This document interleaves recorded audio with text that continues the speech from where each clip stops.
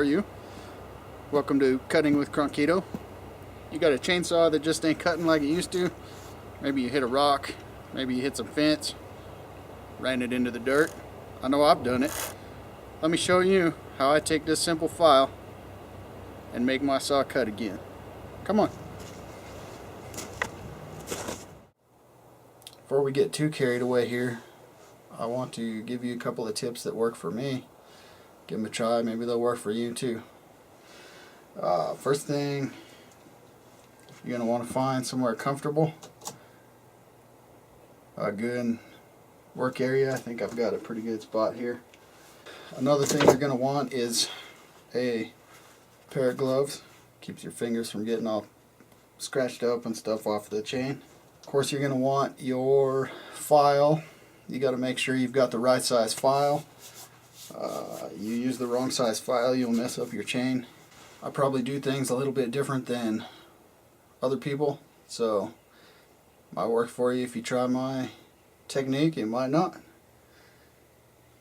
Tighten your chain up a little bit, probably more than you would normally use it. That'll help the chain from twisting when you're filing. It'll help keep it lined up nice and straight. One of the things we're going to look for is consistency. The more consistent you get it, the smoother it'll cut. Like if you have one tooth that's yay high and the next tooth is yay high, this one's going to grab and this one might not even touch the wood. So you want them consistent. And over the life of the chain, if you sharpen it consistently, it should pretty much keep the tooth height and the length consistent. Who cares? Let's cut some teeth. So if you have just a file, all your files are going to have a pointy end. I'm upside down here. They're going to have a pointy end. This is where the handle would go, and on the other end it's going to be flat, if I could find it. Like I said, I'm upside down. Bear with me. So we got a flat end, and that's the direction you're going to want to push towards, the flat end. Or I do it backwards. I hold the flat end and I pull the file towards myself, towards me, whatever. I pull it. So for me, a handle is pointless because I wouldn't hold that end anyways. So if you're using just a file, what I like to do, I'll try to get a couple angles of this for you, but I like to keep a 90 degree between the bar and the file.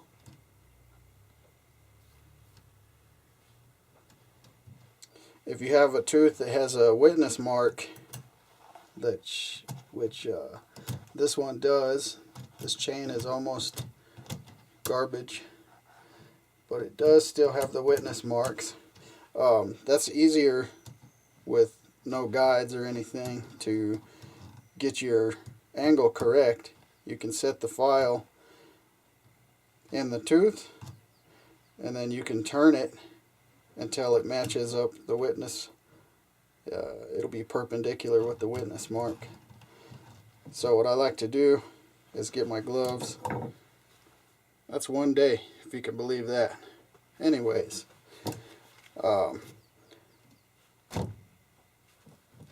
with my left hand, I hold the chain and kind of pinch it into the bar so it doesn't move.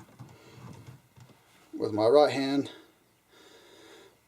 I'm holding the file backwards from what most people would do. Keep my 90 degree from the bar and rotate that file until it lines up with the witness mark. And then with a kind of a down towards the back of the tooth type of motion, pressure, pull it through.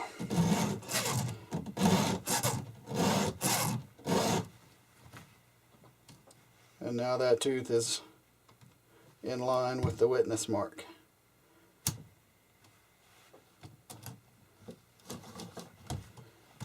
Then just roll it to the next one.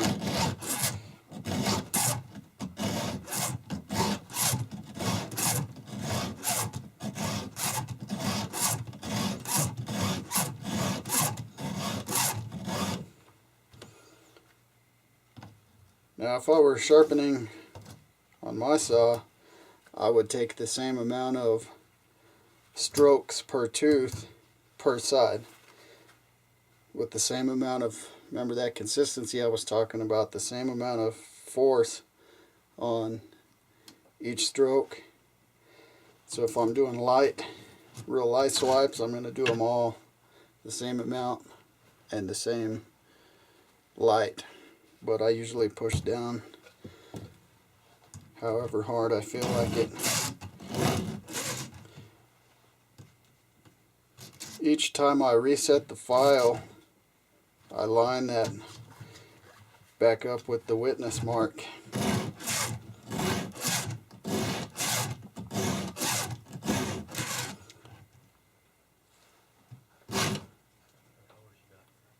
Oh, gotta check my phone. Put your gloves on, Johnny.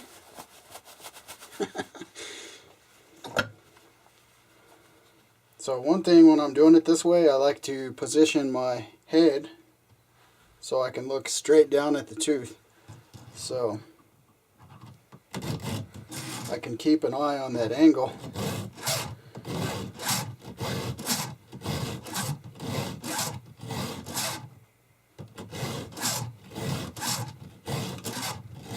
And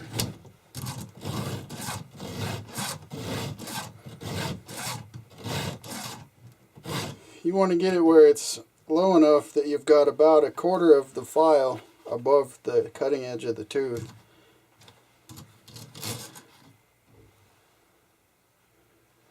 And this is a little high. This chain is basically junk, so I know I keep harping about consistency, but I'm not aiming for it on this whatsoever.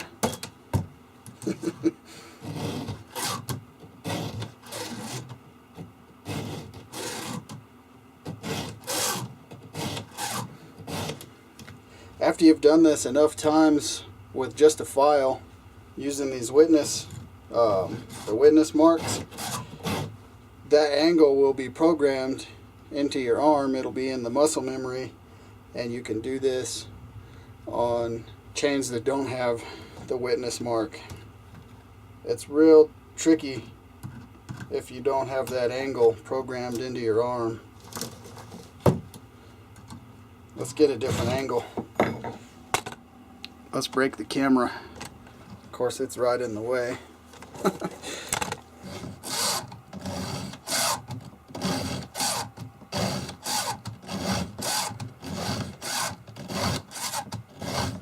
Yeah, this chain is junk, but it'll be a good chain for demonstrative purposes. Let's find a different angle so you can see. So that angle I was talking about, if you look straight down the bar, I'll sharpen it like this. So you don't want it, it's never going to be perfect by hand, but try to keep it where it's 90 degrees to that bar, like this. And if you do this on all the teeth, we'll have a nice consistent whatchamacallit.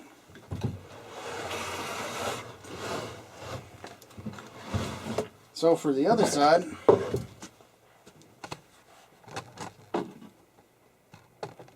I turn the saw so that I'm looking straight down the bar. Oh, what's on the deal? And I still right hand for the file, holding it backwards, left hand on the chain and bar. And this, I use my thumb to push the chain into the bar to keep it from moving around on me.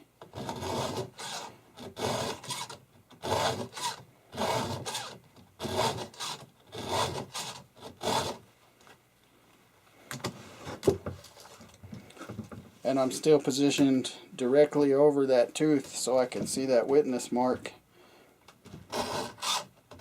very clearly.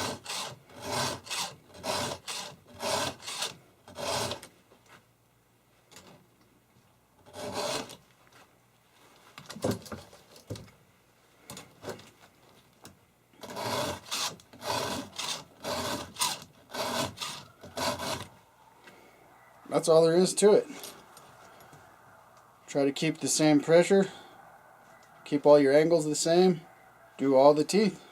If I have a tooth that's rocked, like this tooth is missing its point, I'm going to file that tooth the same amount of times as this tooth that still has a point. I'm not going to go extra on this. It's that consistency again.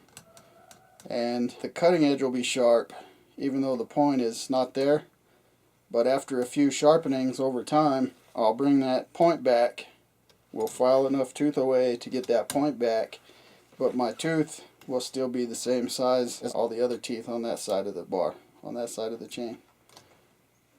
And then we don't have one tooth that's real short that never hits the wood. They're all the same height and length. An advantage of this, you can tap out. If you hold it lightly, you can tap out all the junk out of the file. If you hold it lightly and tap it, you'll feel the file vibrate in your hand. Exercising the demons.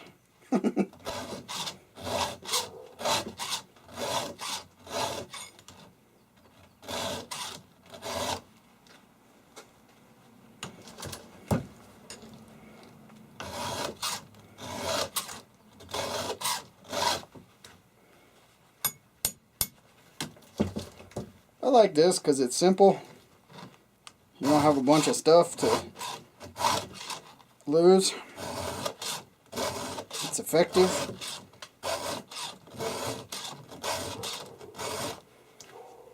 It works.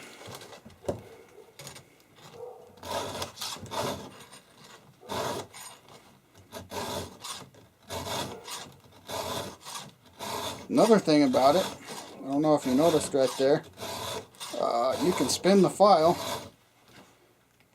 If it's not cutting, you can turn it a little bit and find where the teeth are not messed up on the file. Let it get a bite in that tooth.